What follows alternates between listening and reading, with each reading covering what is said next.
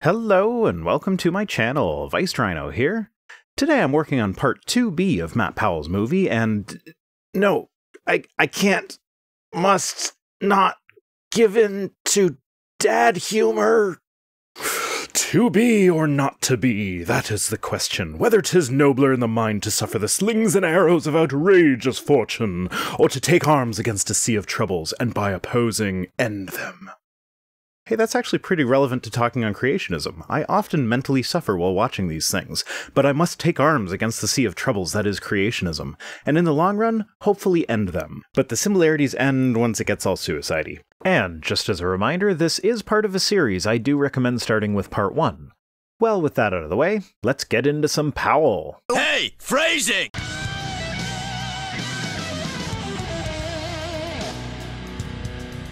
O Timothy, keep that which is committed to thy trust, avoiding profane and vain babblings, and oppositions of science falsely so called.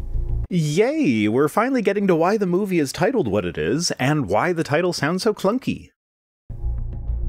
The Bible tells us to avoid oppositions of science falsely so called. Now, if he's talking about science falsely so called, there must be such a thing. Yes, it's called creationism. But here I will point out that you're using the King James translation to get the phrase science falsely so called. The King James was translated in the early 1600s, a time in which the word science simply referred to collective knowledge. So where today an exchange might go something like this: "Hey, I just found out that Steve is sleeping with Matt. Did you know that?" "Yeah, everybody knows that. It's common knowledge." In the 1600s, when the KJV was translated, it would go something more like this: "Verily, I hath discovered that Steve lies with Matt. Didst thou knoweth that? Truly I say unto you, that beeth science." So the warning there is to beware things that are common knowledge but might not be true. In this case, as many jokes have been made about Matt and Steve being secret homosexuals, they probably aren't sleeping with each other. It's not a warning about the practice of the scientific method, so in this instance I can actually agree with the Bible. Common knowledge is not always to be trusted. Of course, the Bible and I have a huge disagreement when it comes to which knowledge can be trusted, but my point is that the whole premise of this video is based on a misunderstanding of the archaic use of the word science. In other modern versions of the Bible, like the ESV, that verse is translated as, "O Timothy, guard the deposit entrusted to you. Avoid the irreverent babble and contradictions of what is falsely called knowledge." There is nothing in that verse that speaks to the modern-day idea of science. So what is it? Well, it's pretty obvious in our generation. The huge example of that is the Big Bang and evolution. Right. The big example of something that the Bible isn't even talking about are ideas that are only a problem for you if you take Genesis literally. And if you take Genesis literally, then before you start attacking the problems of evolution or the Big Bang, which for the record are separate items, you first need to tackle the problems with the Genesis accounts themselves. Now I use the plural there because chapter 1 and chapter 2 are two separate creation accounts. Genesis 1 is very poetic and is one of the best surviving examples of Hebrew high poetry. It treats God as an abstract and transcendental God, and seems to have been designed to match with the cosmologies of the surrounding cultures of the time, but to emphasize that rather than creation being the result of something like a battle between gods, it was their God planning everything out carefully. Genesis 2 and 3 are written in prose and are very focused on etiology, that is, explaining origins. Why do snakes crawl on their bellies? Why does childbirth hurt? Why do we have to work the fields? Why do we die? It also makes use of puns to explain similarities between very different words. The Hebrew word for man is Adam, and the word for ground or dust is Adamah. Why are they similar? Because God made man out of dust. It also has a God character that is much less ethereal. He walks and talks with Adam, he needs helpers, he gets his hands dirty during creation, he plants a garden himself. The God of the first chapter spends the whole time talking about how good everything is, but the God of chapter 2 wastes no time in saying that it is not good for Adam to not have a helper. A textual analysis shows that Genesis 1 is from sometime after 600 BCE in the southern kingdom of Israel, and Genesis 2 is from the northern kingdom around 800 to 700 BCE. So these two creation myths are incredibly contradictory. It seems to me that before you can come attacking modern science, you first need to figure out how it is possible to take both of these creation myths literally. There are plenty of options out there for metaphor or allegory, but literal just makes no sense. And one would think that the editor who slapped them both together side by side would have noticed how different they were, and so perhaps didn't intend for them to be read literally. And my question for people who believe in theistic evolution would be, well then, what's the science falsely so called? You're making this too easy on me. It's people who pretend to know things that either can't be known or that can be known but they don't know. Creationists fit that bill pretty well. In fact, as young Earth creationism can actually cause Christians to leave the church on occasion, I'd say that the line following the science falsely so-called line supports this idea, for by professing it, some have swerved from the faith.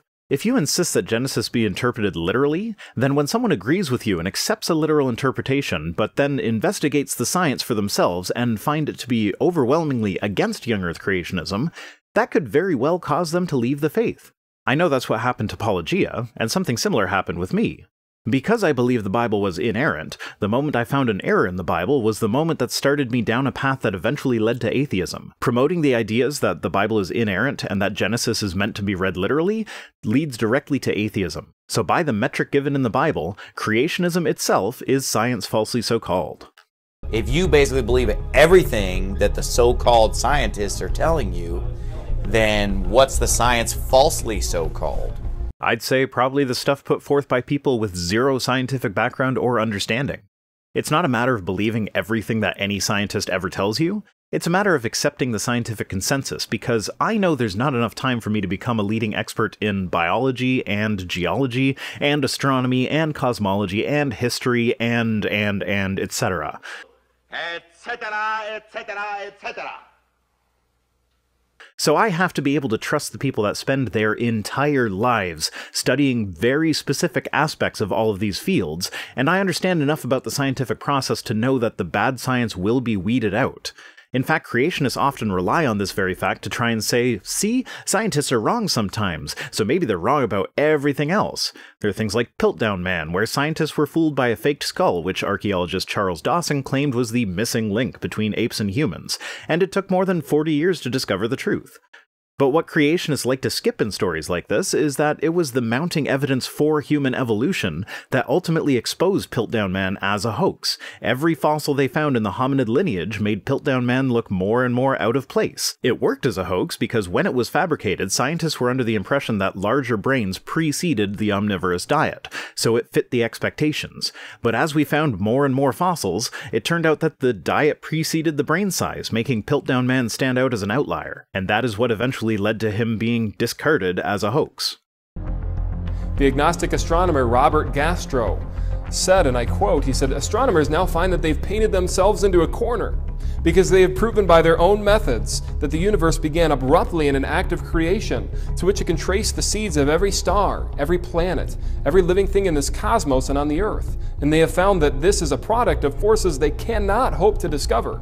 That there are what I or anyone would call supernatural forces at work is now, I think, a scientifically proven fact." That's the opinion of one scientist, yes. But if it were actually a scientifically proven fact, then you wouldn't see any discussion in the scientific community about whether or not the supernatural forces are at work. It would be part of the consensus. But it's not. And if you get to throw that quote at me as proof that a respectable scientist believes in the supernatural, then I get to throw it right back at you as the fact that this was his conclusion that he arrived at in response to the discovery of the Big Bang.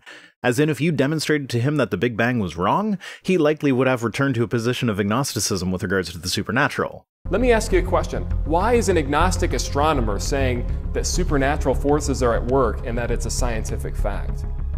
Because sometimes even the smartest people say stupid things. How many studies have been published since then that concluded that the supernatural was an active force in the study? What is the current consensus on the matter? I am trying to get the atheists to see that the Big Bang and evolution is faith-based. Depends entirely on how you define faith. Trust based on previous experience? Then yes, absolutely. Belief without evidence? Not in the slightest. Because we all have faith. I choose to put my faith in the Lord Jesus Christ. And there's the belief without evidence. Also, Jesus had nothing to do with the Big Bang or evolution. You can believe in Jesus all you want and still accept the fact that evolution is real. It's crazy. A lot of these scientists that are, science falsely so-called, the religion they promote, they do this all in the name of science. Do what in the name of science? Promote scientific ideas? Would you prefer that we present evolution in the name of Darwin? Actually, I think you would, because then your attacks on Darwin might actually bring it into question. Richard Dawkins claims atheism in the name of science. Oh, you mean that science tends to lead to atheism? Well, it does. It is a fact that the more scientifically educated someone is, the more likely they are to be an atheist. But that's not the end of it. Even if they are in the minority, there are still scientists of various religions. The two are not mutually exclusive. But yes, for some people, when they see how the various holy books get everything wrong scientifically, this leads them to the conclusion that they were probably not divinely inspired. And the media wants to make it out like it's science versus religion. Depends on the media. Any science-focused media that I consume always goes to great lengths to explain that science does not have to be in opposition to religion. I'd go so far as to say that they're usually overly cautious in this regard. You don't see many scientists railing against religion as a whole. But you do see plenty of religious people railing against science, with this movie being a prime example of that. So if you are seeing a war between science and religion, just remember which side refuses to even consider peace talks. Their idea of science is a religion. Their whole basis is a religion. If science is a religion, then it's the only religion that I'm aware of that allows its members to also be practicing members of other religions. It also has no authority that must be believed. It also updates as new discoveries are made. It has also never been asserted to be inerrant. If it is a religion, it's the one religion that stands apart from all the others as being entirely different, almost like it doesn't even belong in the same category as the others. The one thing I would say to get someone to question evolution is just the fact of the origin of life. How did life begin? The eternal magical knuckle of V breathed steam onto some dirt, which caused it to become the first self-replicating life form. Then evolution happened. See, the question of how life first began is ultimately irrelevant to evolution. The fact of the matter is that life began at some point, and evolution happens. Had we never developed abiogenesis as the hypothesis for the beginning of life, we would still have the theory of evolution. But hey, this is the section of your movie called The Origin of Life, and you finally got to discussing the origin of life with 3 minutes left in this 13-minute section of your video. Well done. Let's talk about the origin of life. Obviously, for evolution to be possible, and for things to come into being with such precision, it would take a decision. Things didn't come into being with any amount of precision, and even if they had, what makes you think that requires a decision? Have you ever had a snowflake or a raindrop fall precisely on the tip of your nose? Out of all the billions of snowflakes or raindrops that fell that day, and the billions of square centimeters of potential landing spots, isn't it amazing that that specific one fell right on your nose? What are the odds? Well, I'll tell you, to predict in advance which snowflake or raindrop would have been the one to fall precisely on your nose would have been quite an amazing feat. The odds are astronomically tiny. But that doesn't stop it from happening, and quite regularly too. With the weather we've been having here, it probably happened a few hundred times to me just today alone. Imagine that, an event with a probability astonishingly smaller than the probability that I would win the lottery happened to me hundreds of times in one day. Such precision, but not a single decision was necessary for this precision. Obviously, the sun is burning down, the moon is getting further away, the Earth is slowing down in its rotation. Somebody wound things up very precisely. No, those things happening does not mean that the things were wound up.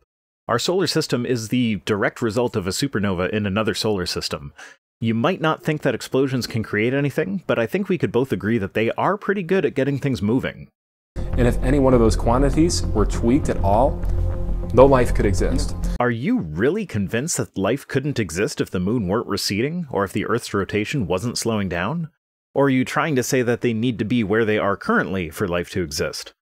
Either way, you're completely wrong. Moons are not necessary for life. The moon could disappear right now, and it might mess things up a bit, but it wouldn't be anywhere near catastrophic enough to wipe out all life. The Earth used to spin a good deal faster, and that's when life began. As far as the sun burning down is concerned, I'm still not convinced you even understand what is meant by the sun burning, judging by your air and space comments. But in space, wouldn't it be a different scenario based on the fact that, the space and the air in the space is much different than the air we have here? But suffice it to say that the sun has not and is not expected to change size significantly enough to affect life on Earth for the next 5 billion years, at which point it will just up and engulf the whole thing. First law of thermodynamics states that matter cannot be created or destroyed. You know, Matt, the internet is a thing. You could have looked up these laws before saying what they are. That is not the first law of thermodynamics. The first law of thermodynamics is that the total energy of an isolated system is constant. Energy can be transformed from one form to another, but can neither be created nor destroyed. Stephen Hawking said, and I quote, he said, "Because there are laws, such as gravity, the universe can and will create itself from nothing." Now allow me to finish that quote for you. It is not necessary to invoke God to light the blue touch paper and set the universe going. That's from an interview about his book, The Grand Design. I haven't read that book as of yet, and I'm willing to bet that neither have you. So go ahead, tell me that the conclusion drawn in a book written by one of the most intelligent men to have ever lived, which you haven't even read yet, is stupid. That's stupid. That's retarded. Okay, so are you going to say why it's stupid, or are you just going to say, that's stupid, and move on as if you've made some profound point? Matter cannot be created or destroyed, so by default, their worldview violates the very first law of thermodynamics. Not true. Energy can neither be created nor destroyed, but thanks to E equals mc squared, energy can be converted into matter and vice versa. If the total energy of a system is zero, then all that means is that the total energy must remain at zero no matter what else happens. And when you add up all the energy in the universe, it appears to be zero, with all the energy locked up in matter being positive energy and the gravitational energy exerted by the matter being negative energy. Side note, does that mean that when someone says you're giving off negative energy, they're calling you fat? Back to the universe. Fun fact, electron-positron pairs can pop into existence in a vacuum out of nowhere, and the less energy that is contained in their little bubble, the longer they can exist. So extrapolate that up to a universe with apparently zero energy, and all this stuff can just go on existing indefinitely. Now, of course, it's impossible to actually measure all the energy of the entire universe, so there are some inferences made, and at this point this is just an hypothesis, but it's one that obeys the laws of thermodynamics. And you can be sure that even if this one is falsified at some point, whatever replaces it will also obey the laws of thermodynamics. When you listen to that quote, it's pretty obvious that he's saying that he's going to believe what he wants to believe. Not at all. To me, it's obvious that he's saying that the universe's existence is not dependent on the existence of a god or gods. He's not saying that for sure there isn't some god out there that set it all up, simply that that's not required.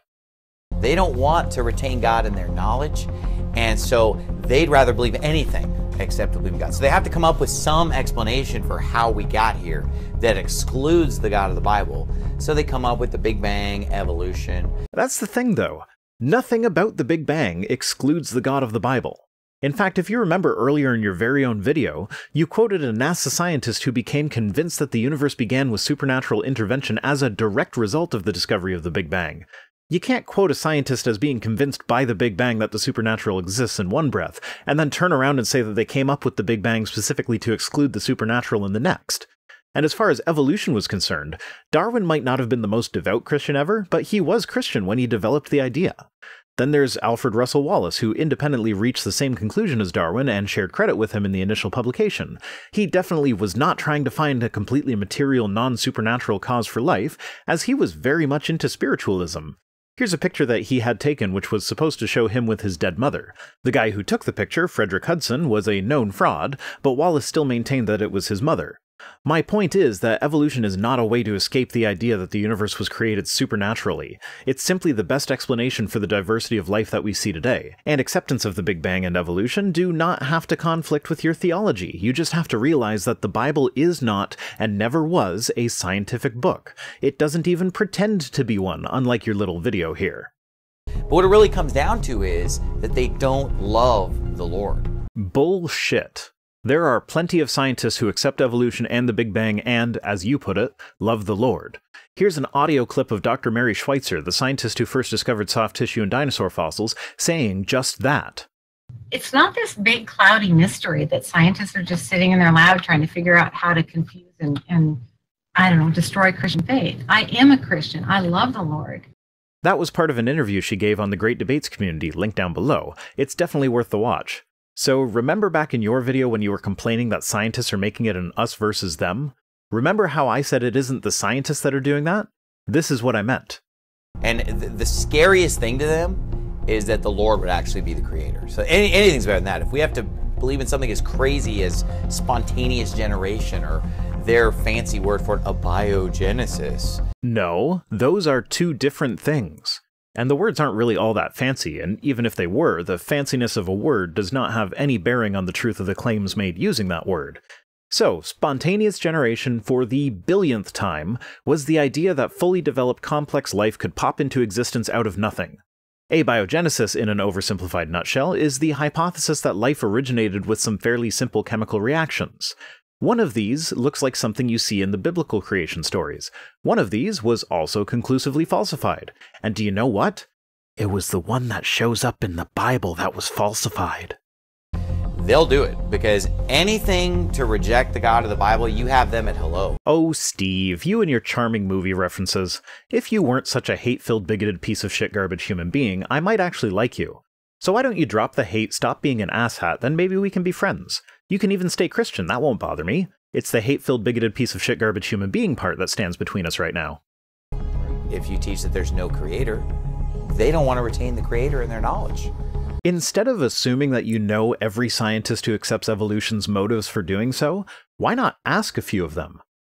I can guarantee you that not a single one of them accepts evolution because it gets them out of having to accept God. So they're willing to strain at a gnat and swallow a camel because they actually end up believing what they want to believe. They're willingly ignorant, the Bible tells us. Oh yes, I should have known. You don't ask them for the reasons because the Bible already told you what's in their heads. Well, just allow me to inform you that as soon as you start making arguments like that, you show that you are not interested in actually convincing anyone of the truth of what you're saying. You're just producing circle jerk material for people who already agree with you. Go watch Paulogia's video on why that's a bad line of argument to use with an atheist. That's it for this video. The rest of this part is just Matt playing clips of the raging atheist saying dumb things. I'm not going to try and defend him, he does that on his own channel. Next time we get into part 3, the flood. If part 2 is any indication, he'll spend most of the time talking about dinosaurs or something that has nothing to do with the flood, and then tack on a bit of flood stuff at the end. Today's comment of the day comes to us from Zephyrus Auron, who says, "You're making a difference, Vice Rhino. I know that's kind of an obvious thing to say, but you should probably give yourself credit more. As someone who lives smack dab in the middle of the Bible Belt, I feel pretty alone, but even if it's just a one-way connection, it helps to have someone who thinks like I do and isn't crazy or an evil demon like everyone around me thinks atheists are. Thank you." You're welcome. Comments like this are one of the main reasons I do this. And yes, selecting this one to show everybody is a bit of intellectual masturbation on my part, but the last few have been people disagreeing with me, so I can pick one that gives me the warm fuzzies every now and again. Remember to follow me on Twitter and support me on Patreon. See you next time.